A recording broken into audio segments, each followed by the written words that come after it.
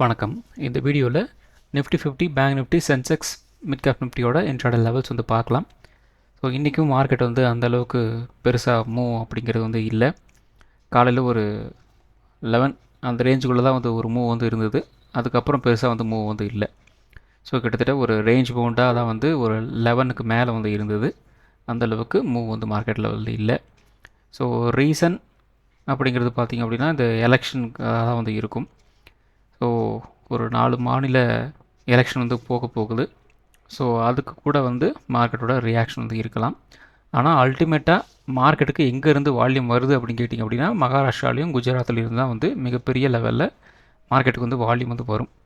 ஏன்னா மகாராஷ்டிரா குஜராத்தில் பார்த்திங்க அப்படின்னா உங்களுக்கு வந்து ஒரு குடிசை தொழில் மாதிரி தான் வந்து இந்த ஸ்டாக் மார்க்கெட் ட்ரேடிங் அப்படிங்கிறது வந்து. ஸோ அவங்கெல்லாம் வந்து பார்த்திங்க அப்படின்னா உங்களுக்கு நாம் எடுக்கிற மாதிரி இந்த நிஃப்டி இண்டெக்ஸில் பேங்க் நிஃப்டி இண்டெக்ஸில் அது இல்லாமல் வந்து யாரும் வந்து ட்ரேட் எடுக்க அந்தளவுக்கு வந்து எடுக்க மாட்டாங்க. அவங்க முழுக்க எடுக்கிறது பார்த்திங்க அப்படின்னா ஸ்டாக்கில் தான் வந்து எடுப்பாங்க. ஸோ ஸ்டாக்கில் அவங்க வந்து இன்ட்ராடே ட்ரேட் வந்து எடுத்துகிட்ருப்பாங்க. ஸோ அதுதான் வந்து பார்த்திங்க அப்படின்னா மார்க்கெட் வந்து ட்ரைவ் வந்து பண்ணுது. ஸோ இண்டிவிஜுவலாக வந்து இண்டெக்ஸ்லாம் வந்து பெருசாக வந்து மூவ் வந்து தன்னிச்சையாக வந்து கொடுத்துறாது. இண்டெக்ஸில் இருக்கிற அந்த பர்டிகுலர் ஸ்டாக்ஸ் வந்து மூவ் ஆனால் மட்டும்தான் இண்டெக்ஸ் வந்து மூவ் ஆகும்.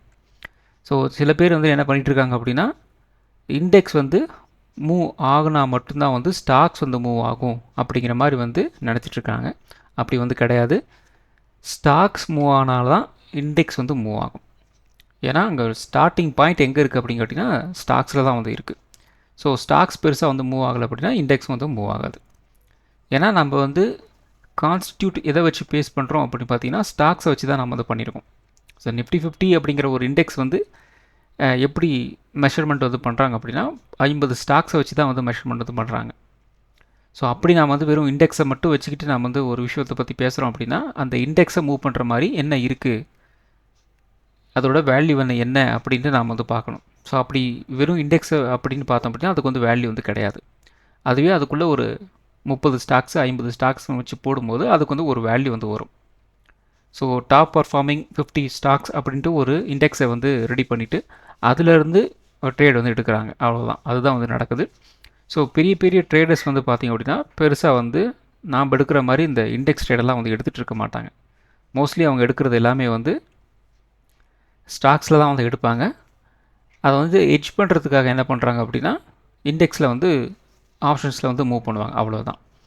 ஸோ இந்த விஷயங்கள்லாம் கொஞ்சம் புரியணும். புரிஞ்சால் மட்டும்தான் இண்டெக்ஸ் வந்து எப்படி மூவ் ஆகும், மார்க்கெட்டு எதனால் வந்து மூவ் ஆகுது, எந்த அளவுக்கு வந்து மார்க்கெட் மூவ் ஆகும் அப்படிங்கிற விஷயங்கள்லாம் வந்து இதெல்லாம் வந்து தெரிஞ்சால் தான் சில விஷயங்கள் நாம் வந்து மார்க்கெட்டில் வந்து செய்ய முடியும். இல்லை அப்படிங்கிற பட்சத்தில் என்னவோ மார்க்கெட் மேலே போகுது கீழே வருது, நாம் ஏதோ வந்து ட்ரை பண்ணுறோம் அப்படிங்கிற மாதிரி இருந்துச்சு அப்படின்னா நம்ம வந்து மார்க்கெட் வந்து புரிஞ்சிக்க முடியாது. ஸோ ஒவ்வொரு விஷயமும் நம்ம வந்து ஒவ்வொரு வீடியோலையும் நம்ம வந்து சின்ன சின்ன விஷயங்கள் உங்களுக்கு வந்து அப்டேட் வந்து பண்ணிகிட்டே வந்து இருக்கிறேன். ஸோ முடிஞ்ச அளவுக்கு வீடியோஸ் வந்து கொஞ்சம் ஸ்கிப் பண்ணாமல் பாருங்கள், உங்களுக்கு வந்து ஹெல்ப்ஃபுல்லாக வந்து இருக்கும். ஸோ நிஃப்டி 50யோட டெய்லி டைம் ஃப்ரேமில் மார்க்கெட் எங்கேயுமே வந்து இப்போதைக்கு வந்து மூவ் ஆகலை. சேம் 3 நாளாக வந்து ஒரே இடத்துல தான் வந்து ட்ரேட் ஆகிட்டுருக்கு. லாஸ்ட் 3ஆவது நாள் வந்து எங்கே க்ளோஸ் ஆகிருக்குதோ நேற்று அந்த இடத்துல ஓப்பன் ஆகிட்டு கொஞ்சம் வந்து மேலே ஓப்பன் ஆகிருந்தது, ட்ரேட் ஆகிருந்தது. இன்றைக்கி என்ன நடந்திருக்கு, மறுபடியும் 3ஆவது நாள் எங்கே வந்து க்ளோஸ் ஆகிருந்ததோ அதே இடத்துல தான் இன்றைக்கி வந்து க்ளோசிங் வந்து கொடுத்துருக்குறாங்க. பெருசாக வந்து சேஞ்சஸ் எல்லாம் எதுவுமே வந்து கிடையாது. ஸோ ஏற்கனவே நம்ம வந்து சொன்னது தான், இந்த 24,800 அப்படி இல்லை அப்படின்னா இந்த 23,800 இதெல்லாம் வந்து எதை பார்க்கும்போது ஒரு உடச்சிட்டு வந்து போகணும். அப்படி இல்லை அப்படிங்கிற பட்சத்தில் மார்க்கெட் வந்து ஒரு range bound to positive, range bound to negative இப்படி தான் வந்து மார்க்கெட் வந்து சுற்றிக்கிட்டு இருக்கும். ஸோ அதுக்கு ஒரு 1000 பாயிண்ட்ஸ் வந்து இந்த பக்கம் ஒரு 500, இந்த பக்கம் வந்து ஒரு 500 அப்படிங்கிற மாதிரி வந்து சுற்றிக்கிட்டு இருக்குது. எப்போது வந்து இந்த 500 பாயிண்ட் வந்து உடைக்கிறாங்களோ அதுக்கேற்ற மாதிரி வந்து மார்க்கெட் வந்து மூவ் கொடுக்கறதுக்கு வாய்ப்புகள் இருக்குது. டெய்லி டைம் ஃப்ரேமோட நிலைமை வந்து இதுதான். இதை மீறி வந்து மூவ் ஆனால் தான் டெய்லி டைம் ஃப்ரேம். ஸோ அடுத்தது வந்து 1 ஹவர் சார்ட்டு. ஸோ 1 ஹவர் சார்ட்டில் நமக்கு வந்து ஓரளவுக்கு ஒரு ரியாக்ஷன் நமக்கு வந்து கிடச்சிருக்கு. ஸோ இந்த 1 ஹவர் சார்ட்டில் நமக்கு வந்து ஒரு அப் ட்ரெண்ட் அப்படிங்கிற மாதிரி வந்து போயிருந்தது. இந்த அப் ட்ரெண்ட் அப்படிங்கிறது வந்து இந்த ஒரு டவுன் ட்ரெண்டுக்கு ஒரு கவுண்டர் ட்ரெண்டாக வந்து நமக்கு வந்து கிடச்சிருந்தது. ஸோ இந்த கவுண்டர் ட்ரெண்டில் நமக்கு வந்து ஃபார் த ஃபஸ்ட் டைம் இந்த அப்டேட் வந்து போயிட்டு இருந்தது இல்லையா, அதை விலகி ஒரு டே ஃபுல்லாக வந்து இன்றைக்கி ட்ரேட் ஆகி வந்து முடிச்சிருக்குது. மறுபடியும் பார்த்திங்கன்னா இந்த ட்ரெண்டுக்குள்ளே உள்ளே போயிடலை. டே ஃபுல்லாக ஓப்பன் ஆனதுலேருந்து க்ளோசிங் வரைக்குமே வந்து டவுன் ட்ரெண்டு கீழே வந்து ட்ரேட் ஆகி வந்து முடிஞ்சிருக்கு. ஸோ இது வந்து கொஞ்சம் முக்கியமான ஒரு விஷயமாக நம்ம வந்து பார்த்தாகணும். இருந்தாலும் இந்த 1 ஹவர் சார்ட்டை பொறுத்த வரைக்கும் நீங்கள் என்ன பண்ணுறீங்க, ஒரு அப் ட்ரெண்டு ஒரு பாசிட்டிவாக வந்து மூவ் ஆகலாம் அப்படின்ட்டு எங்கே கெஸ் பண்ணணும் அப்படின்னா இந்த 24,600 அப்படிங்கிற ரேஞ்சை வந்து நல்ல மார்க்கெட்டோட நல்ல வால்யூமோட ஒரு பிரேக் அவுட் வந்து கிடச்சிது அப்படின்னா பாசிட்டிவ் மாதிரி வந்து இருக்கிறதுக்கு வாய்ப்புகள் இருக்குது. அட் த சேம் டைம் இந்த இடத்துல ஒரு டவுன் சைடு வந்து மூவ் ஆக போகுது அப்படிங்கிற பட்சத்தில் என்ன நடக்கலாம் அப்படின்னா, இந்த இடத்துல நமக்கு வந்து ஒரு 24,200 இருக்கு இல்லையா, அந்த ரேஞ்சை வந்து நல்ல வால்யூமோட வந்து உடைக்கணும். ஸோ அப்படி இல்லை அப்படிங்கிற பட்சத்தில் இன்றைக்கி நடந்த மாதிரி தான் ஒரு ரேஞ்ச் மூவ்மெண்ட்டாக வந்து மார்க்கெட் வந்து சுற்றிக்கிட்டு இருக்கும். ஸோ நம்ம வந்து ஏற்கனவே சொல்லியிருக்கோம், இப்போ வந்து ஒரு ரவுண்ட் பாட்டம் அப்படிங்கிற மாதிரி வந்து ஒரு விஷயம் வந்து நடந்து வந்து முடிஞ்சிருக்கு. ஸோ இதில் நமக்கு வந்து ஒரு பிரேக் அவுட் வந்து கிடச்சிது அப்படின்னா பரவாயில்ல அப்படிங்கிற மாதிரி நம்ம பேசிகிட்டு இருந்தோம். ஆனால் வந்து இப்போதைக்கு வந்து பிரேக் அவுட் அப்படிங்கிற மாதிரி வந்து எதுவும் ரியாக்ஷன் வந்து கொடுக்க மாட்டேங்குது. அதாவது மார்க்கெட் பாசிட்டிவாக போகிறதுக்கு அது ட்ரிகர் பண்ணுறதுக்கு நியூஸ் எதுவுமே வந்து இப்போதைக்கு நமக்கு வந்து கிடைக்க மாட்டேங்குது. இந்த ஈரான் அமெரிக்கா பிரச்சனை, ஸோ அதில் ஏதாவது ஒரு இம்ப்ரூவ்மெண்ட் கிடைக்கும்னு பார்த்திங்க அப்படின்னா அதுவும் பெருசாக வந்து அதே வந்து பார்த்துக்கு அப்படியே இழுத்துக்கிட்டே வந்து கிடக்குது. பெருசாக அதில் வந்து ஒரு இதுவும் வந்து கிடையாது. அதே மாதிரி இந்தியன் லெவல்லையும் நமக்கு வந்து பெருசாக வந்து மார்க்கெட்டை பூஸ்ட் பண்ணுற மாதிரி வந்து இப்போதைக்கு எதுவுமே வந்து நியூஸும் வந்து வரமாட்டேங்குது. ரெசன்ஸாக வந்து ஒரு பிரேக் அவுட் கொடுக்குற மாதிரி வந்து பாசிட்டிவ் ட்ரிகர் நியூஸ் அப்படிங்கிறது வந்து இதுவும் வந்து இப்போதைக்கு வந்து எதுவுமே வந்து நமக்கு வந்து கிடைக்கல. ஸோ அப்படி கிடச்சிது அப்படின்னா ஓகே, அப்படி கிடைக்கல அப்படிங்கிற பட்சத்தில் மார்க்கெட்டில் என்ன நடக்கலாம், ஏற்கனவே நம்ம வந்து கெஸ் பண்ண வச்ச மாதிரி இந்த இடத்துல நான் மார்க்கெட் வந்து கொஞ்சம் வந்து கீழே வந்து இறங்கிறதுக்கு வாய்ப்புகள் இருக்குதுன்னு சொல்லியிருந்தோம் இல்லையா. அது இந்த இடத்துல கூட வந்து ஒரு ஹேண்டில் மாதிரி வந்து இருக்கு இல்லையா, இது வந்து இப்படி வந்து நடக்கலாம். இது வந்து ஒரு சினாரியோ. ரெண்டாவது சினாரியோ இன்னும் கொஞ்சம் கூட வந்து கீழே இறங்கி இந்த இடத்துல இந்த கேப் இருக்கு இல்லையா, அந்த கேப்பை ஃபில் பண்ணிவிட்டு இப்படி வந்து மூவ் ஆகிறதுக்கு வாய்ப்புகள் இருக்குது. இப்போ டவுன் சைடில் இப்படி போனாலுமே இந்த ரேஞ்சில் நமக்கு வந்து சினாரியோஸ் நமக்கு வந்து கிடைக்கிது. ஸோ அப்போ இந்த இடத்துல இருந்து இந்த இடம் வரைக்கும் பார்த்திங்கன்னா கிட்டத்தட்ட நமக்கு வந்து ஒரு 24,400 சம்திங் வந்து ஆவரேஜ் இருக்குது. ஸோ இந்த இடத்துல பார்த்திங்க அப்படின்னா ஒரு 23,850 இந்த இடத்துல வந்து கேப் இருக்கு இல்லையா, அந்த கேப்பு. அப்போது கிட்டத்தட்ட நமக்கு வந்து இந்த பக்கம் ஒரு 350 சம்திங் இருக்குது, இந்த பக்கம் பார்த்திங்க அப்படின்னா ஒரு 150, டோட்டலாக ஒரு 500 பாயிண்ட் அப்படிங்கிற மாதிரி வந்து ஒரு மூவ்மெண்ட் வந்து இருக்குது. ஸோ இந்த 500 பாயிண்ட் மூவ்மெண்ட் அப்படிங்கிறது பார்த்திங்க அப்படின்னா இந்த சின்ன கேப் இருக்கு இல்லையா, அந்த கேப்பை வந்து ஃபில் பண்ணுறதுக்கு வாய்ப்புகள் உண்டான அந்த 500 பாயிண்ட்டாக வந்து இருக்குது. அப்படி இல்லாமல் இந்த இடத்துல பெருசாக நமக்கு வந்து ஒரு ட்ரெண்ட் ரிவர்சல் நடக்கலை அப்படின்னா என்ன நடக்கலாம், இந்த பெரிய கேப் இருக்கு இல்லையா, அந்த பெரிய கேப்பை நோக்கி மார்க்கெட் வந்து நகரும். ஏன்னா இந்த இடத்துல இந்த கேப் இருக்கு இல்லையா, அந்த கேப்பில் இருக்கிற அந்த வால்யூம் வந்து கேதர் வந்து பண்ணணும். ஸோ அப்போ இந்த இடத்துல 500 அப்படிங்கிறது வந்து 1000 பாயிண்ட்டாக வந்து கன்வெர்ட் ஆகும். அப்போது என்ன நடக்கலாம், மார்க்கெட்டை கொஞ்சமாக வந்து கீழே இறங்கி இந்த இடத்துல இந்த கேப்பை வந்து ஃபில் பண்ணிக்கிட்டு இந்த இடத்துல இருக்கிற அந்த வால்யூம்லாம் வந்து கேதர் பண்ணிக்கிட்டு இந்த இடத்துல ஏதாவது நமக்கு வந்து ஒரு புல் பேக் கேண்டில் அல்லது வந்து ஒரு ட்ரெண்ட் ரிவர்சல் கேண்டில் வந்து பிரிண்ட் ஆச்சு அப்படின்னா ஒரு அப் ட்ரெண்ட் வந்து கிடைக்கிறதுக்கு வாய்ப்புகள் இருக்குது. இப்போ டவுன் சைட்லேயே பார்த்திங்க அப்படின்னா நமக்கு வந்து இந்த 24,200 கீழே வந்து உடச்சாங்க அப்படின்னா இந்த ரேஞ்ச் வரைக்கும் ஃபஸ்ட்டு சினாரியாக வந்து இருக்கலாம். அதையும் உடச்சிட்டு வந்து கீழே போகிறாங்க அப்படின்னா இந்த கேப்பை ஃபில் பண்ணுறதுக்கு வாய்ப்புகள் இருக்குது. ஸோ அந்த இடத்துல இருந்து மார்க்கெட் வந்து ரிவர்சல் அடிச்சது அப்படின்னா இப்படி வந்து மூவ் ஆகிறதுக்கு வாய்ப்புகள் இருக்குது. ஸோ வெயிட் பண்ணி வந்து பார்க்கலாம் மார்க்கெட் வந்து இந்த 500 பாயிண்ட் கொடுக்க போகுதா அல்லது வந்து இந்த 1000 பாயிண்ட்டை வந்து கொடுக்க போகுதா அப்படின்ட்டு. அதுக்கு முன்னாடி நமக்கு வந்து இந்த 24,200 உடைக்கணும். ஸோ அது வந்து உடைக்குதா இல்லையான்ட்டு முதல்ல வந்து பார்க்கணும். அதுதான் வந்து முக்கியமான ஒரு விஷயமாக வந்து 1 ஹவர் டைம் ஃப்ரேமில் வந்து இருக்குது. ஸோ அதுக்கு அடுத்தது பார்த்திங்க அப்படின்னா 50 மினிட் சார்ட் வந்து எடுத்திருக்கோம். ஸோ இந்த 50 மினிட் சார்ட்டில் நமக்கு ஒரு 2-3 டேஸாக வந்து இந்த இடத்துல என்ன சொல்லியிருந்தோம், இந்த ட்ரெண்ட் லைனை நமக்கு வந்து ஹோல்டு வந்து பண்ணிகிட்டே இருக்கிறாங்க, இந்த இடத்துல சப்போர்ட் எடுத்துருக்காங்க, இந்த இடத்துல சப்போர்ட்டு, இந்த இடத்துல வந்து சப்போர்ட் அப்படின்ட்டு. அண்ட் ஃபைனலி இன்றைக்கி பார்த்திங்க அப்படின்னா என்ன நடந்திருக்கு, இந்த ட்ரெண்ட் லைனை உடச்சிட்டு வந்து கீழே வந்துட்டாங்க. அதுக்கப்புறம் என்ன நடந்திருக்கு, ப்ரைஸ் வந்து கீழே இறங்கி இந்த இடத்துல ஒரு ரிஜெக்ஷன் வந்து பண்ணியிருக்கிறாங்க, அவ்வளோதான். ரிஜெக்ஷன் பண்ணிவிட்டு மறுபடியும் வந்து நல்ல ஒரு டவுன் சைடு வந்து போகலை. இன்றைக்கி நேற்று நம்ம சொல்லியிருந்தோம் நினைக்கிறேன். ஸோ இந்த ட்ரெண்ட் லைன் வந்து உடச்சாங்க அப்படின்னா குறைந்தபட்சம் மேபி இந்த ரேஞ்ச் வரைக்கும் வந்து கீழே வந்து இறங்குறதுக்கு வந்து வாய்ப்புகள் இருக்குதுன்னு சொல்லியிருந்தோம். ஸோ இந்த இடத்துல ஒரு சின்னதாக ஒரு சப்போர்ட் இருக்கு இல்லையா, ஸோ இந்த இடத்துல ஒரு ரெசிஸ்டன்ஸு, அதே மாதிரி இந்த இடத்துல ஒரு சப்போர்ட்டு. ஸோ அதை பேஸ் பண்ணி இந்த இடத்துல ஒரு சப்போர்ட் எடுத்துருக்கிறாங்க.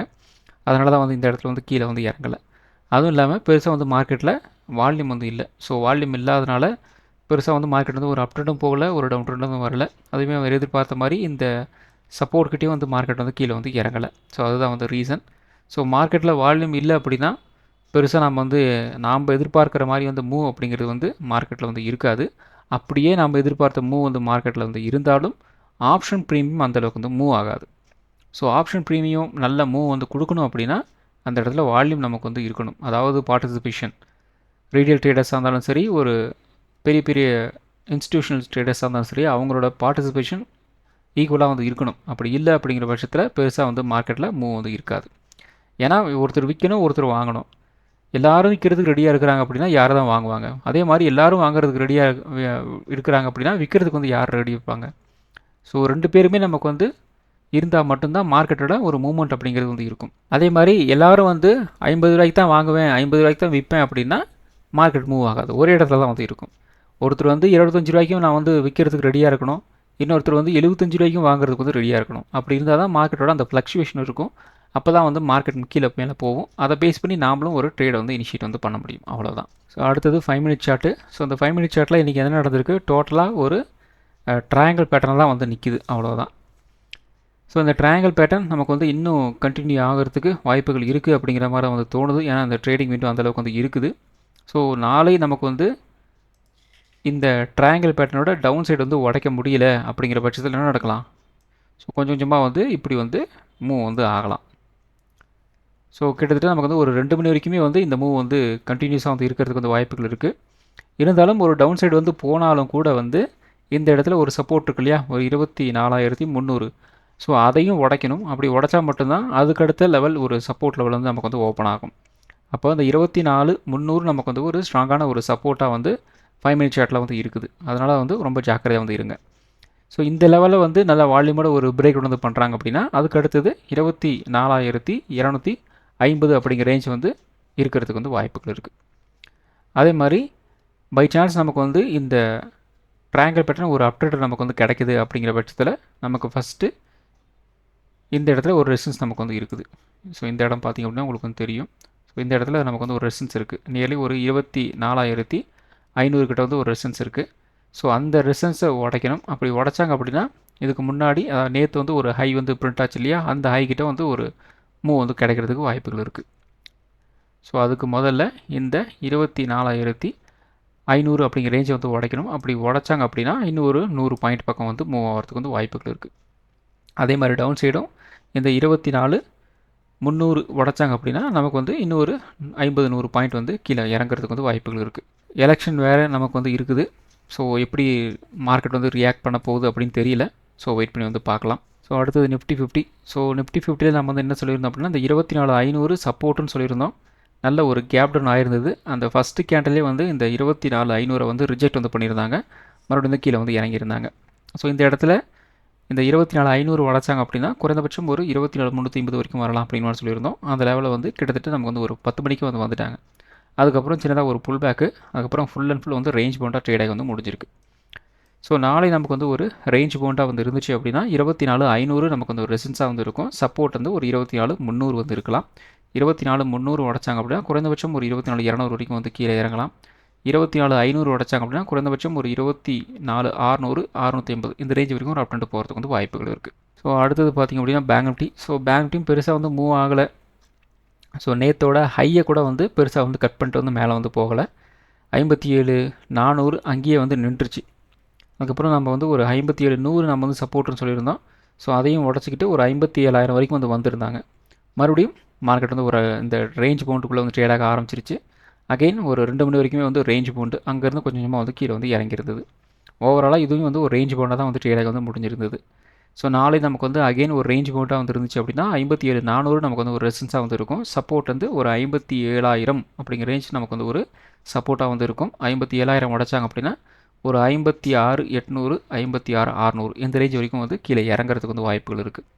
57,400 நமக்கு வந்து உடைச்சாங்க அப்படின்னா ஒரு 57,700 வரைக்கும் ஒரு அப்டெண்ட் போகிறதுக்கு வந்து வாய்ப்புகள் இருக்குது. ஸோ அடுத்தது சென்செக்ஸ். ஸோ சென்செக்ஸ் வந்து நிஃப்டி மாதிரி தான் வந்து ட்ரேடாக இருக்குது. பெருசாக வந்து சேஞ்சஸ் எல்லாம் வந்து கிடையாது. 79,000 உடைச்சாங்க அப்படின்னா குறைந்தபட்சம் நமக்கு வந்து ஒரு 78,600 அந்த ரேஞ்ச் வரைக்கும் வந்து மினிமம் வந்து போகலாம் அப்படின்னு சொல்லியிருந்தோம். கிட்டத்தட்ட நமக்கு வந்து ஒரு 78,500 வரைக்குமாவது வந்து வந்திருக்கு. அதுக்கப்புறம் பெருசாக வந்து மூவ் இல்லை. ஃபுல் அண்ட் ஃபுல் வந்து ஒரு ரேஞ்ச் பவுண்டாக வந்து ட்ரேடாகி வந்து முடிஞ்சிருக்கு. இதையும் பார்த்திங்க அப்படின்னா ஒரு ட்ரையாங்கிள் பேட்டர்னாக தான் வந்து ட்ரேடாகி வந்து முடிஞ்சிருக்கு. ஸோ நாளை நமக்கு வந்து அகைன் ஒரு ரேஞ்ச் பவுண்டாக வந்துருச்சு அப்படின்னா ஒரு 78,800 நமக்கு வந்து ஒரு ரெசன்ஸாக வந்து இருக்கும். சப்போர்ட் வந்து 78,300 இருக்கலாம். 78,300 உடைச்சாங்க அப்படின்னா ஒரு 78,000, 77,800 இந்த ரேஞ்ச் வரைக்கும் வந்து கீழே இறங்கலாம். 78,800 பிரேக் அவுட் வந்து கிடச்சிது அப்படின்னா ஒரு 79, 79,200 இந்த ரேஞ்ச் வரைக்கும் ஒரு அப்டெண்ட் போகிறதுக்கு வந்து வாய்ப்புகள் இருக்குது. Mid cap Nifty. So mid cap Nifty வந்து லைட்டாக ஒரு ஃப்ளாட்டான ஒரு ஓப்பனிங் வந்து இருந்தது. கிட்டத்தட்ட நமக்கு வந்து ஒரு 10:30 மணி வரைக்குமே வந்து பெருசாக மூவ் இல்லை. அதுக்கப்புறம் சடனாக ஒரு மூவ் வந்து கிடச்சிது ஒரு 12 வரைக்குமே. அதுக்கப்புறம் ஒரு ரேஞ்ச் பவுண்டாக ட்ரேடாக வந்து முடிஞ்சிருக்கு. ஓவராலாக நம்ம சொன்ன இந்த 14,000லேருந்து ஒரு 13,850 இதுக்குள்ளே தான் வந்து ட்ரேடாக வந்து முடிஞ்சிருக்கு. ஸோ நாளை நமக்கு வந்து ஒரு ரேஞ்ச் பவுண்டாக வந்து இருந்துச்சு அப்படின்னா 14,000 ரெசன்ஸாக வந்து இருக்கும், 13,900 சப்போர்ட்டாக வந்து இருக்கும். 13,900 உடச்சாங்க அப்படின்னா குறைந்தபட்சம் ஒரு 13,800 வரைக்கும் வந்து வரலாம். 14,000 உடச்சாங்க அப்படின்னா ஒரு 14,100 வரைக்கும் ஒரு அப்டண்ட் போகிறதுக்கு வந்து வாய்ப்புகள் இருக்குது. ஸோ இந்த வீடியோ ஒரு எஜுகேஷன் பர்பஸ் வீடியோ மட்டும்தான். பை பண்ணுறதுக்கோ செல் பண்ணுறதுக்கோ ரெக்கமெண்டேஷன் வீடியோ கிடையாது. இந்த வீடியோ பிடிச்சிருக்கும் லைக் பண்ணுங்கள், உங்கள் ஃப்ரெண்ட்ஸுக்கு வந்து ஷேர் பண்ணுங்கள். மற்றும் ஒரு வீடியோவில் சந்திப்போம். நன்றி, வணக்கம்.